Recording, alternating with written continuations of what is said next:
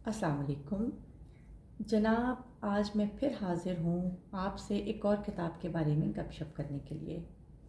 और ये किताब है मेरे और आपके बहुत मोहतरम मुसन्सर हुसैन तारड़ साहब की हरामोश नाकाबिल फरामोश। और ये सफ़रनामा है और ये सफ़र भी शुमाल का ही है। गिलगित से आगे मौजूद कोहे हरामोश के दामन में वाक़ वादी हरामोश की जानिब ये ट्रैक किया था तारड़ साहब ने। हरामोश ट्रैक के बारे में चंद ख़ास चीज़ें हैं जो कि इसे तारड़ साहब के दूसरे ट्रैक से मुख्तलिफ करती हैं और जिन्होंने मुझे बहुत मुतासिर किया। एक तो ये कि तारड़ साहब ने जब ये ट्रैक किया सन 2016 में, तो उस वक्त उनकी उम्र माशाल्लाह 77 बरस यानी 77 थी। और ये बात इंतहाई मुतासिर कुन है क्योंकि आम तौर पे इस उम्र में जब ज़्यादातर लोग रिटायरमेंट की ज़िंदगी गुजार रहे होते हैं, अपनी बड़ी एक पुरसकून ज़िंदगी चाहते हैं, मुश्किलात को ज़रा उनसे परहेज़ ही करते हैं, तो उस उम्र में उन्होंने इतना मुश्किल ट्रैक किया और ये बहुत इंस्पायरिंग था। दूसरी ये कि इस सफ़र से एक साल पहले यानी 2015 में उनके मुतअद्दिद ऑपरेशंस हुए थे और बहुत कमज़ोर हो गए थे, लेकिन अल्हम्दुलिल्लाह अल्लाह ने उनको सेहत अता फ़रमाई और वो महज एक साल के अरसे में मुकम्मल तौर पर सेहतमंद होकर इस ट्रैक पर गए और कामयाबी से इसको मुकम्मल किया। और ये और बात है कि तारड़ साहब की ज़िंदगी का शुमाल का ये आखिरी ट्रैक था, क्योंकि उनके बकौल उनकी कोहनवर्दियों का इख्तिताम हो गया, क्योंकि फिर उनके डॉक्टर्स ने उनको मना कर दिया पहाड़ों पे जाने से। तो बहरहाल ये जो हरामोश है ये तारड़ साहब के ख्वाबों में से एक ख्वाब था। कहते हैं जब कभी मैं स्नो लेक, केटू या दर्रे गंदू गोरो की कोहनवर्दियों के बाद स्कर्दू से वापसी पर सस्सी के मुख्तसर सब्ज़ार और बहुत पोशीदा सी आबशार के आसपास हुआ, तो दरियाए सिंध के तमव्वुज और चिंगाड़ के ऊपर उमड़ती चट्टानों में से मुझे उसका बर्फ़ आसार वजूद नज़र आने लगता। वो यूं यकदम चटियल चट्टानों में से उभरता चला जाता जैसे वो चट्टानें ना हों, हनूत हो चुका एक पथरीला समुंदर हो और उसमें से एक सफ़ेद अजदहा सर उठाता नमूदार हो रहा हो। केटू, नागा पर्वत, ब्रॉड पीक, चोगलिज़ा या मशाबरम की बर्फ़ानी शानदारियाँ और उनके हुस्न के जलाल और जमाल अपनी जगह, लेकिन ये तो एक बर्फ़ मुसीबत था। उसकी हैबत में एक पुरफसूं कशिश थी जो मेरे बदन में बर्फ़ानी कुंडियाँ डालकर मुझे शिकार करती थी। वो एक ऐसी सफ़ेद दीवानगी थी जिसकी हिद्दत से मेरे बदन में उसके विसाल की चाहत के चिराग भड़ भड़ जलने लगते थे और मैं हमेशा उसके साथ वादा करता कि अगर ज़िंदगी का चिराग जलता रहा तो मैं उसकी रोशनी तुम तक पहुंच जाने की काविश में सरफ करूंगा। मुझे कुछ मोहलत दरकार है, मैं उसे कभी फरामोश ना कर सका। कभी कभी शबे तन्हाई में कुछ देर पहले नींद से।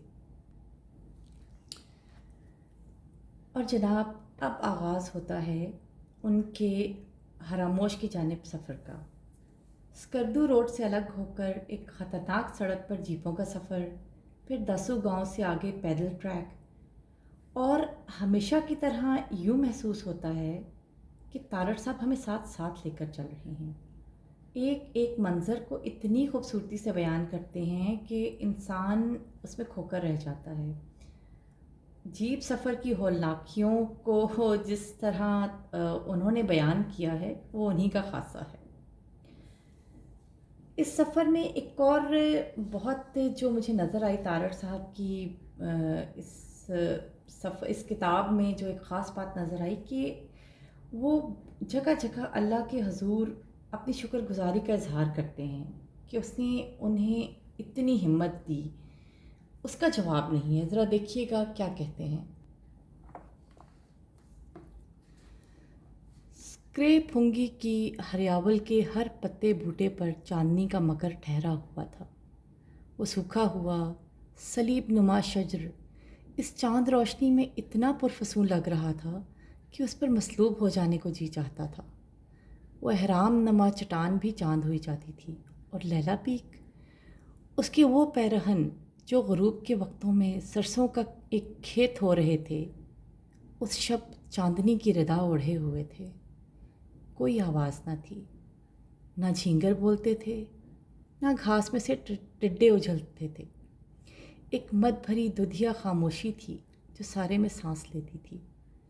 اسکریپ ہنگی کی گھاس کی پتیوں نے بھی اپنے آپ کو چاندنی کے سپرد کر دیا تھا، اپنی ہریاول کے ہتھیار ڈال دیے تھے۔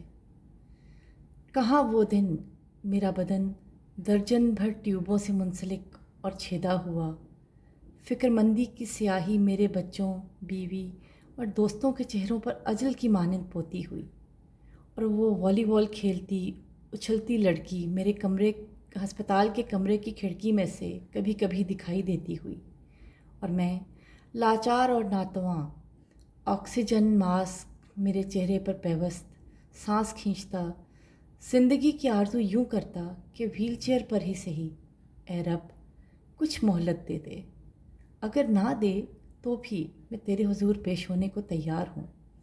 اور کہاں یہ دن؟ میں نے صرف ایک پل شکرانے کے طور پر چاندنی میں بھیگی اس گھاس پر سجدہ ریز ہونے کا سوچا، اور پھر فوراً ہی اس تمنائے بےتاب کو ترک کر دیا کہ یہ تو دکھاوے کے ڈرامے ہیں۔ اگر بدن کے ہر منہ میں ایک نہیں لاکھ لاکھ آنکھیں ہوں اور ہر آنکھ سجدہ ریز ہو رہی ہو، تو ظاہر میں سجدہ کر کے کس کو فریب دینا ہے؟ تو میں اس شب سجدہ ریز ہرگز نہ ہوا۔ دلوں کا حال جاننے والے کو ظاہر کا فریب کیا دیتا؟ اسکریپ ہنگی کی وہ شب چاند کی ایسی شب تھی۔ اور جناب، جہاں تک پھر تارڑ صاحب کی خوبصورت حصے مذاق کی بات ہے، تو وہ تو ساتھ ساتھ ہی ہے۔ وہ تو ہو نہیں سکتا کہ ان کی کوئی کتاب ہو اور اس میں اتنا خوبصورت مزاح نہ ہو۔ اور ان کا جو ایک انداز ہے کہ وہ اپنے سفر میں ایک ساتھی زیدی صاحب کی تعریف کر رہے ہیں اور خود اپنی بیچ میں کمزوریوں کو کس طرح سے بیان کر رہے ہیں۔ اب کہنے کو وہ ان کی آپ دیکھیے گا کہ کس انداز میں وہ زیدی صاحب کی تعریف کر رہے ہیں، ہے یہ تعریف ہی، لیکن آپ ذرا انداز دیکھیے گا۔ ہم دونوں اپنی خیمہ گاہ سے نکلنے والے پہلے مسافر تھے، لیکن ہمارا سفر ظاہر ہے آہستہ آہستہ، کہ چلیں تو کٹ ہی جائے گا سفر آہستہ آہستہ۔ تو ہمارے پورٹر اور بیشتر ہم سفر ہمیں وقفوں وقفوں سے اوورٹیک کرتے رہے، اور ان میں وہ ناہنجار بابا زیدی بھی تھا، جھومتا جھامتا، اپنی سفید مونچھوں میں مسکراتا، وہ بھی ہم سے آگے نکل گیا۔ یہ بابا زیدی اب مجھے زہر لگنے لگا تھا۔ میرا پیمانہ صبر لبریز ہونے کو تھا۔ وہ کچھ حیا نہ کرتا تھا کہ اس کی عمر کیا ہے، مجھ سے صرف 2-4 برس جونیئر ہے، اور اس کے باوجود اس کے چونچلے نوجوانوں ایسے تھے۔ نہ اسے سانس چڑھتا تھا، نہ کسی کے سہارے کا طلبگار ہوتا تھا، اور نہ میری طرح قدم قدم پر ٹھہرتا پانی پیتا تھا، اور نہ ہی چاکلیٹ کھاتا تھا۔ ایک مونچھوں والے روبوٹ کی مانند چلتا جاتا تھا، چڑھتا جاتا تھا۔ اس نے میرے چہرے کے گرد جو نور کا حالہ اس لیے دکھائی دیتا تھا کہ میں اس عمر میں بھی اتنے جان لیوا ٹریک پر سہارے کے سہارے ہی صحیح چلا تو جاتا تھا، مجھ سے چھین لیا تھا۔ اب کسی پرمشقت بلندی پر پہنچ جانے پر پورٹر اور دیگر کوہنورد میرے لیے نہیں، اس کے لیے تالیاں بجاتے تھے۔ اس نے میری شہرت پر شب خون مارا تھا، زہر نہ لگتا تو اور کیا لگتا۔ تو یہ تو ٹھہری دوستوں کی دوستی اور ان کی ظاہر ہے آپس کی ایک ان کی انداز تھا۔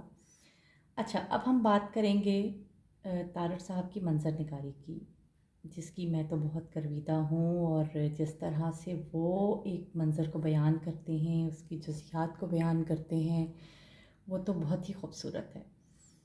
اب آپ دیکھیے، ایک جگہ انہوں نے برف گرنے کے منظر کو کس حسین انداز میں بیان کیا ہے۔ یہ باقاعدہ برف باری نہ تھی، ذرہ ذرہ برف تھی، اتنی نہ تھی کہ اگر یہ کسی پیانو کی کیز پر اترے تو اس کے بوجھ سے بیتھوون کا مون لائٹ سیناٹرا جنم لینے لگے۔ بہت سبک اور ہلکی پھلکی تھی، ذرہ ذرہ برف تھی۔ یہ ذرے سفید بھंवरे تھے، انسان آسمان سے گھومتے ہوئے اترتے تھے۔ ذرہ ذرہ برف تتلیاں تھیں جو میرے پج مردہ ہونٹوں پر گرتیں تو پگھل جاتیں۔ میں اپنا ہاتھ آگے بڑھا کر ہتھیلی کھولتا تو اس پر اترتے ہی حدت سے پانی ہو جاتی۔ آسمان سے گرتا ہوا ایک ستارہ اپنی مٹھی میں بھر لو اور اسے اپنی جیب میں سنبھال لو، اور جب آنے والے زمانوں میں حیات تاریک ہو جائے تو اس ایک ستارے کو جیب میں سے نکال کر اس حیات کو روشن کر لو۔ تو اے وہ بوڑھے گداگر جس کی جھولی میں ایک شب مدینے کی رات میں اس کی جانب سے ایک سنہری سکہ ڈالا گیا تھا، اور نابینائی کے باوجود تم اس سکے کی کھنک سے جان گئے تھے کہ ایک اسوہ کے سوار نے تمہیں بھیک میں دیا ہے، تو آج شب آسمان سے اترتی ان برف تتلیوں کو اپنی مٹھی میں بھر لو، انہیں سنبھال لو، تاکہ جب حیات کی تاریکی تمہیں نگلنے کی کوشش کرے تو تم یہ مٹھی کھول دو۔ اچھا آگے دیکھیے، آگے ایک چراگاہ کا منظر ہے، ذرا اس میں ان کا انداز دیکھیے گا۔ دنیا کے بلند ترین پہاڑوں کا ایک چٹان در چٹان سلسلہ متعدد گلیشیئر وادی میں سفید اژدہوں کی مانند سرکتے اتر رہے ہیں۔ ان کی برفیں دامن میں اندھیر ہوتے جنگلوں کی تاریکی میں جذب ہو رہی ہیں۔ برفانی دیواریں امٹتی ان جنگلوں کے سفید میں نشیب میں اپنی سفیدی بھرتی ہیں۔ ان پر سفید بادل متحرک ہیں۔ خاموشی سے ان جنگلوں پر سفید بلیوں کی مانند دبے پاؤں اترتے ہیں۔ چٹانوں کی دراڑوں کی کوکھ میں سے برف کے بچے جنم لے رہے ہیں، اور اس وسیع برفوں، بادلوں اور جنگلوں کے قدموں میں ایک اور چراگاہ ہے جو بجھتی چلی جاتی ہے۔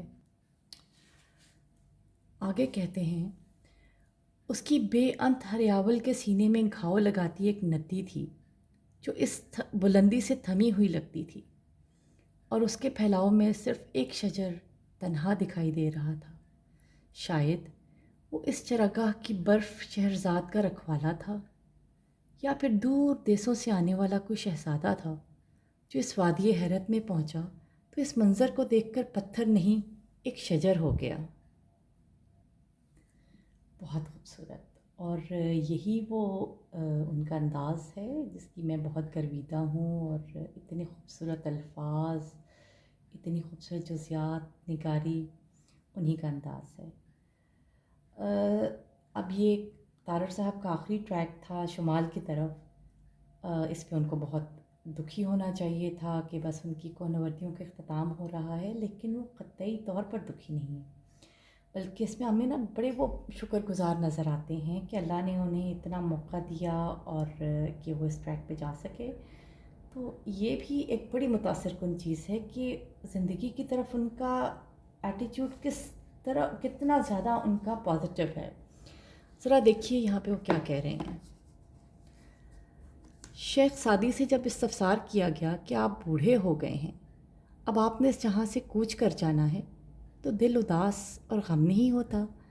تو انہوں نے کہا، جب میں اس جہان میں آیا تو بھوکا پیاسا تھا، طلب ہی طلب تھی۔ میں اس حیات کے وسیع دسترخوان پر بیٹھا جس پر انواع و اقسام کے پکوان سجے تھے، مشروب کثرت سے میسر تھے۔ میں جی بھر کے ان سے لطف اندوز ہوا، خوب کھایا پیا، سیر ہو گیا۔ تو اب اس دسترخوان سے اگر میں نے اٹھ جانا ہے تو مجھے کچھ غم نہیں، کچھ قلق نہیں، میں بخوشی رخصت ہوں گا۔ مجھے بھی کچھ غم نہ تھا، کچھ قلق نہ تھا۔ میں بھی پہاڑوں کے دسترخوان کا جب مہمان ہوا تو بھوکا پیاسا تھا، بلندیوں کی شرابوں سے شرابور ہوا، کیٹو، ناگا پربت اور سنو لیک کی مے لالا فام سے مخمور ہوا، سیر ہو گیا۔ اب اس دسترخوان سے اٹھتا ہوں تو جی بھر کے رخصت ہوتا ہوں۔ تو جناب یہ تھی ہماری آج کی کتاب اور اس کے بارے میں کچھ گپ شپ۔ اگر آپ کو یہ میری ویڈیو پسند آئی ہے، کتاب کے بارے میں گپ شپ پسند آئی ہے، تو آپ مجھے سبسکرائب کیجئے۔ اگر زیادہ پسند آئی ہے تو لائک بھی کر دیجئے اور بیل آئیکن کو پریس کر دیجئے تاکہ میری نئی ویڈیوز جب بھی آئیں تو فوری طور پہ آپ کو ان کی اطلاع ہو جائے۔ انشاءاللہ اگلی ویڈیو کے ساتھ پھر حاضر ہوں گی، تب تک کے لیے اللہ حافظ۔